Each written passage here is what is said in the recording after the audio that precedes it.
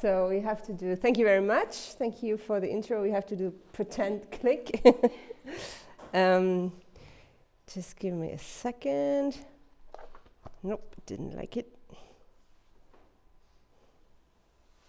All right. So, so thank you very much. I'm very happy to talk to you about something that's very dear to my heart. I normally introduce myself saying that I'm a theater scientist who works in a Bavarian health department driving digital transformation. So it's a sum up of my CV. And well, as Melanie said already, besides of that, and it's actually something that is interconnected, it does influence my work. I've been playing gamelan for 14 years, on and off.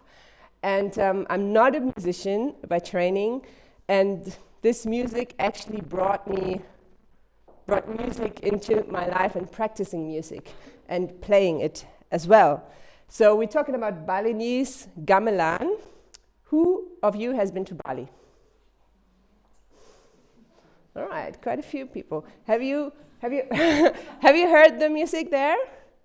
So who knows gamelan? Okay, yeah. So this is what we're going to talk about, and I'm sure you're all going to take something with you. Here, this is a gamelan ensemble. Here we have just 2 instruments of these. This is a ensemble. Gamelan actually means orchestra, so there are many, just talking about only Balinese gamelan, there are many different varieties. So gamelan in general, you can say it's a term from Indonesia. And so these instruments, they are very percussive. In this case, they are like made of plates of bronze. And you also have drums. As you see there, you don't see the big gongs. They are big gongs, maybe if you've seen the video. I had the gongs in the background. They are the most important instrument. They say like the gong is the heart of every ensemble. And what is unique, there are many unique things. Actually, things that are very different to Western music. So these instruments, they are one ensemble and they belong together. I cannot take one instrument from this ensemble and put it into an ensemble in another city because they don't match. They're not tuned together. So there's no standard pitch. Standard pitch means I can play on a piano here, I can play on the piano in Tokyo, it sounds the same. It's not the case here. They belong together. And that's maybe already something very unique, that the stars are actually the instruments and not the people who play it. And also, you cannot play it alone. It's not like a violin, someone who kind of practices in their room and then is a solo genius. Here it's really about doing this together. And I want to demonstrate to you a little bit what the sound is like.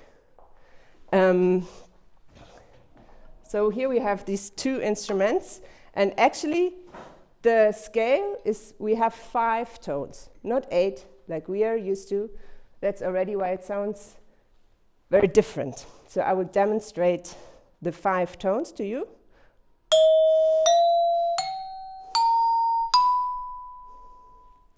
And you might have noticed I use my left hand to damp the plate I played before, because otherwise it will sound like this.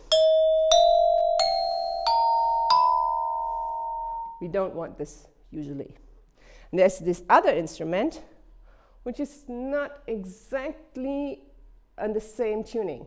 It's a slightly different. I always say tuned against each other. You want to demonstrate?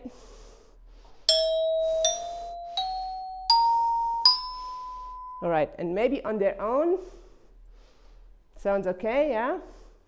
There's a reason why they are 2, and why they are tuned against each other.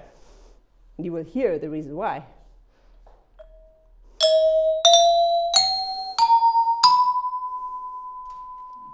You see? So these 2 instruments, they need each other to create this special simmering vibration sound. And yeah, so where's the clicker? Here.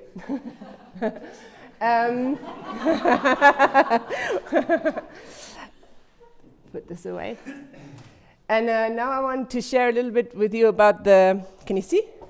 About the context where this music is happening. So in Bali, you have a lot of temples, you have a lot of temple festivals, it's a Balinese Hindu religion, and I've been to these festivals, and I can actually be in Bali and go to a temple ceremony every day, if I wanted to. Because they have these ceremonies for all sorts of different occasions, for yearly birthday of a temple, and for weddings, for funerals, for when the baby is born, when the baby is 3 months old. So there are many, many occasions, and the reason why there are so many ceremonies and they are packed with people is this is really a society that is very much based on community and collaboration.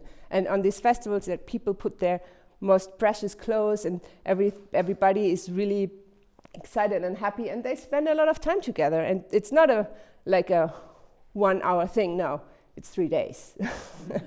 And during these festivals, you have a lot of music playing, you have dances. Here you can see dances preparing, you have mass dance, you have rituals, and you also have prayers. And one Balinese friend said to me, yeah, everything is happening at the same time. That's also a little bit with the gamelan. So it's playing, and at the same time there's praying and dancing, and people really do this together. And but it's not only happening in ceremonies, but also on like special shows. Recently, just a few days ago, I saw from my friend that he played gamelan at the Ubud Fashion Week. So you can do a lot with it. It's basically, in the temple, it's a sacred gamelan, but it's also just an instrument that you can play however, whenever you want to. But the main thing is, also here, they come together, they play together. And rehearsing it takes a long time. So the group from the kind of neighborhood, if you will, they come together, rehearse a lot, and you spend a lot of time with the people that you play together. It's like a little glue that puts the community together. And now you will hear and see why it's like that.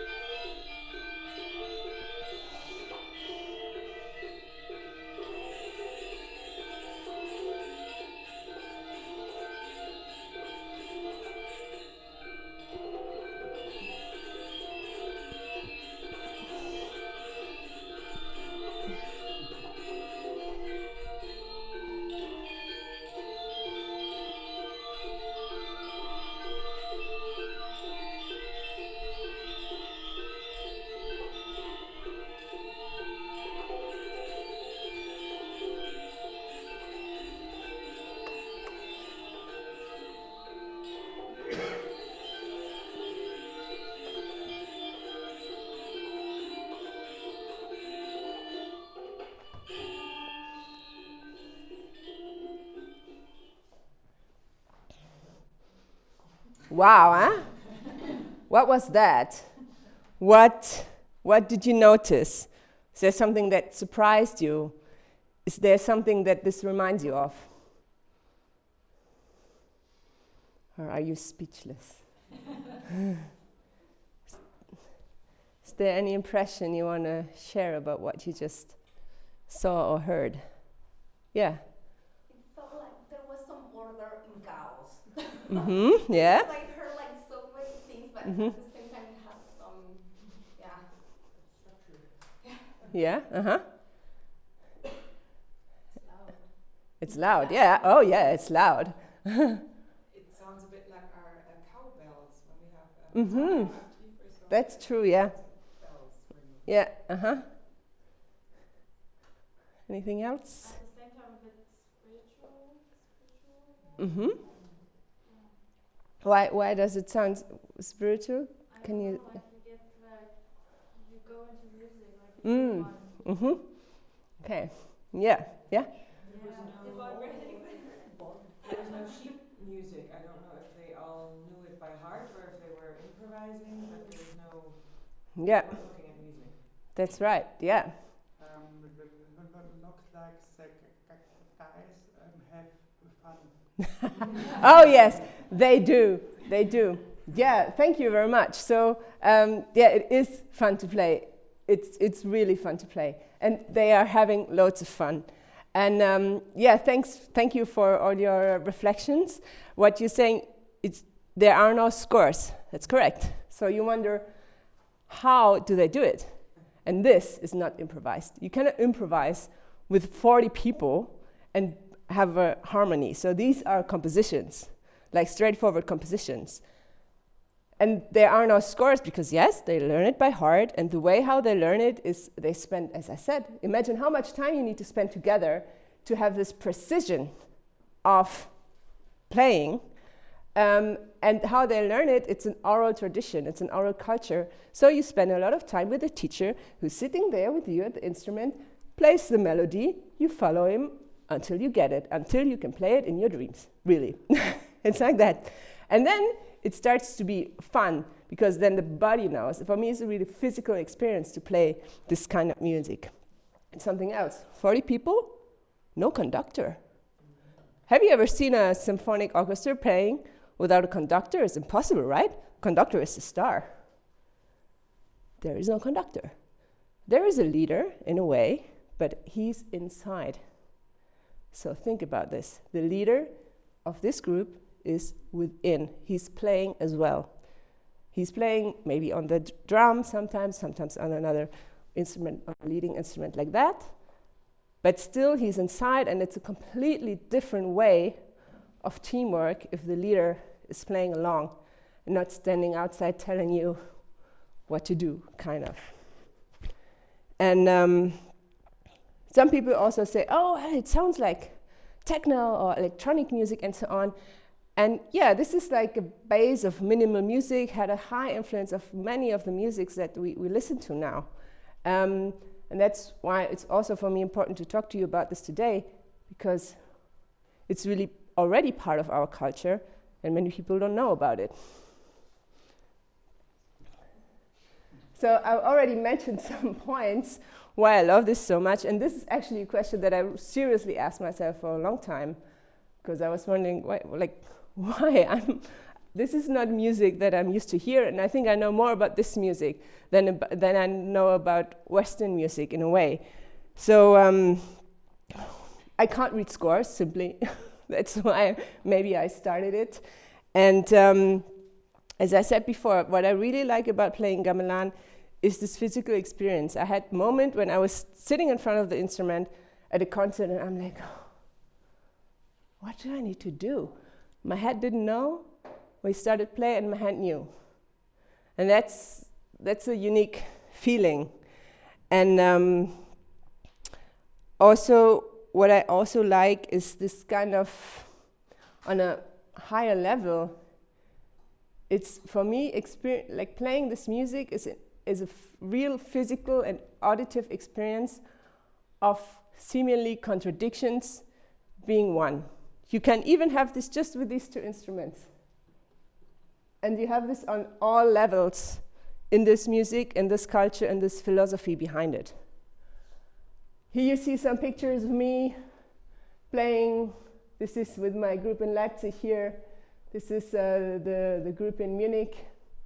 This was at a concert in Barcelona, so I can even do like gamelan travels now. It's international communities. Of course, it's not very big, but I can, even if I haven't been there, I can contact them and say, hey, can I come along? This was in Bali, also with some friends. And because you said it's fun, these guys had so much fun that they came. They are farmers. They're like the players in Bali. They are not professional musicians. They are also, but many of them just, it's part of their daily life.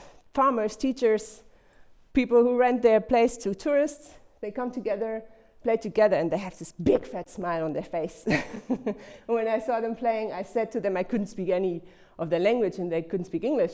And I said to them in English, I saw your smile, and they were like, yeah, like that. And for me, it's also important, and I think that's could be also important for you. I think as a creative, you every once in a while you need to step out and really get yourself into something new. And this is exactly what this is. It's new, and for me, this is a huge inspiration. And now I want to show you a video of a very specific, one specific pattern in gamelan music to help you understand a little bit more how it works and how complex it is.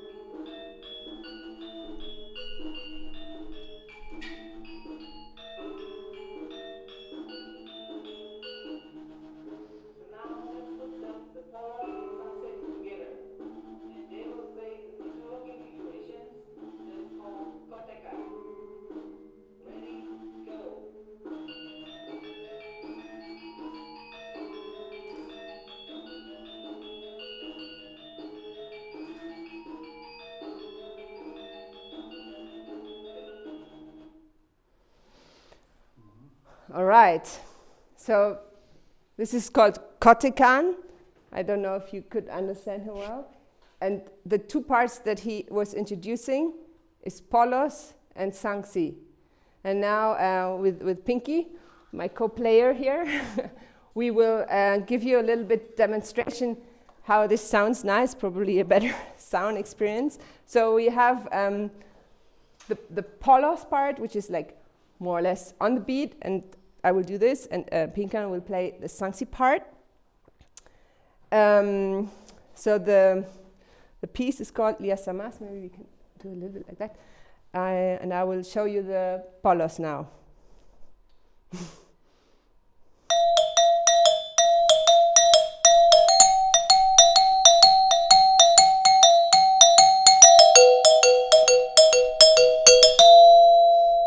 So that's the Polos part. Okay. And the Sangsi goes something like this.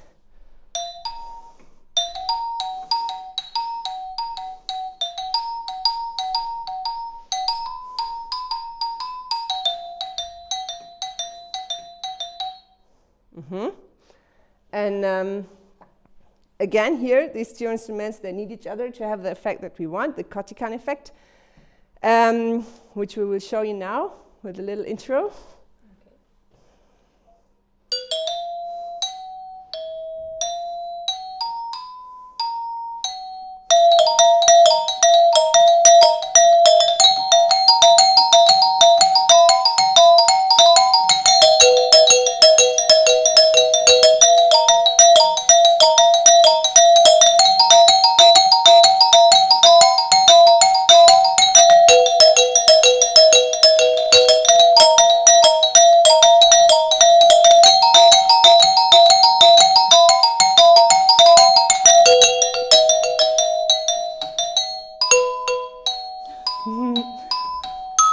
Yeah, all right.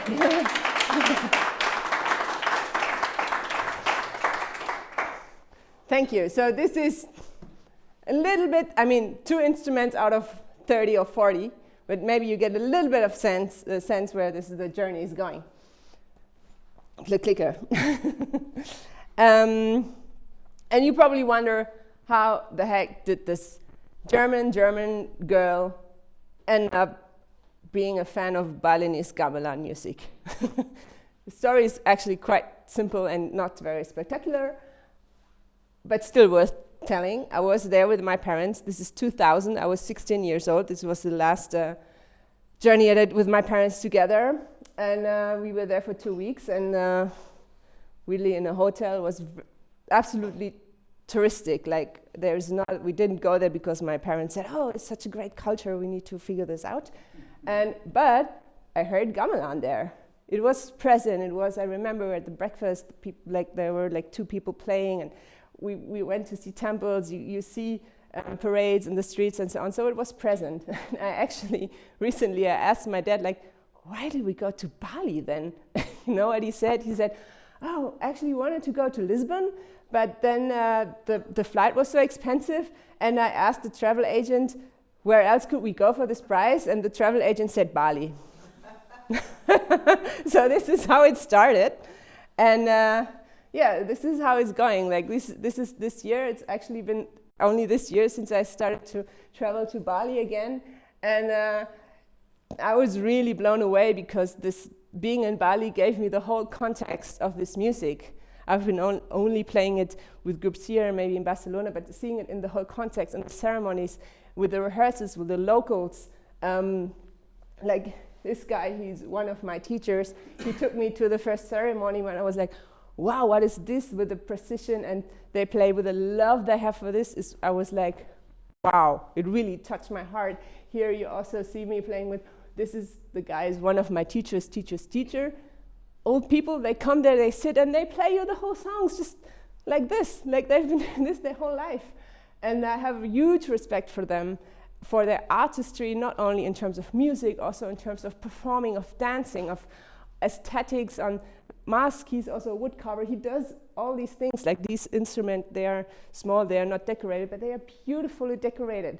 Such a love for detail. So for me, this is really a huge inspiration to be in this culture.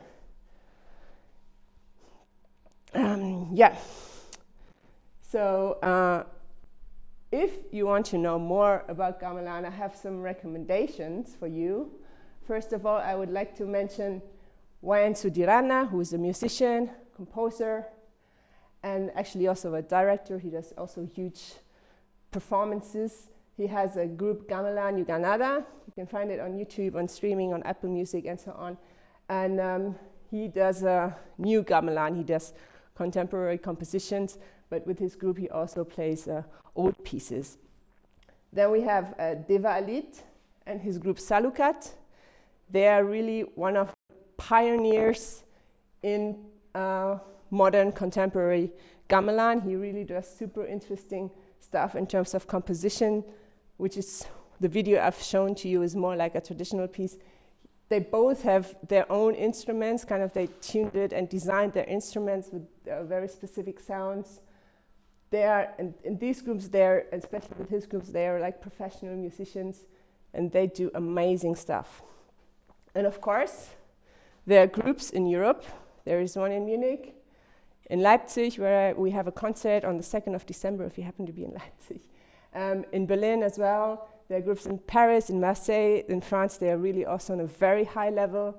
Barcelona is also on a very high level. Very nice group, sweet people. In Amsterdam, of course, in the Netherlands, has a bit stronger history with Indonesia. So if you want to know more, look around, and if you want, you can scan this QR code. I'm standing in front of it. And here you can kind of sign up a little bit for our list. We have a association in Munich. We're called Cara Bali, which means like Bali, sound like Bali. And we also have a group in Munich. We are right now reconstructing things at the association. And we will also in the future do workshops, maybe some concert. We're happy to inform you. And if you ever want to try it out, it's not difficult. It's really not difficult to play. Can be a bit challenging to try to remember the things, but you spend a lot of time, and it's really a matter of spending time together, and then you learn it together, and doing things together is more fun than doing it alone, and that's absolutely guaranteed. And I want to thank also for everybody who has been involved in this talk, because maybe I'm standing here, but I'm not doing this alone. I want to mention Wayan Sudirana, who gave me actually these 2 videos that I showed to you today. I want to mention Xavi from Barcelona, who gave me some of the photos. And of course also Pinkan for some photos and playing with me here today to show you the beautiful gamelan music. So thank you, Julia, for this amazing talk, and yeah, have a great weekend.